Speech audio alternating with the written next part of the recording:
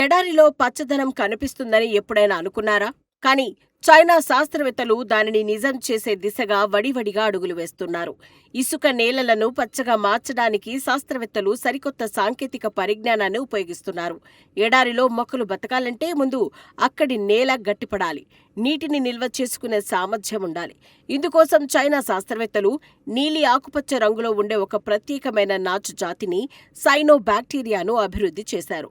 ప్రయోగశాలల్లో తయారు చేసిన ఈ నాచు మిశ్రమాన్ని ఎడారిలోని ఇసుక దిబ్బలపై చల్లుతారు. వర్షం పడినప్పుడు లేదా తగినంత తేమ దొరికినప్పుడు ఈ నాచు వేగంగా పెరుగుతుంది. ఇది ఇసుక రేణువులను ఒకదానితో ఒకటి బంధించి నేలపై ఒక గట్టి పొరలా ఏర్పడుతుంది. దీనిని జీవకవచం లేదా బయోక్రస్ట్ అని పిలుస్తున్నారు. ఈ పొర ఇసుక గాలికి కొట్టుకుపోకుండా కాపాడటమే కాకుండా భూమిలోని తేమ ఆవిరి కాకుండా అడ్డుకుంటుంది. తద్వారా అక్కడ గడ్డి, ఇతర మొక్కలు పెరగడానికి అనువైన వాతావరణం ఏర్పడుతుంది.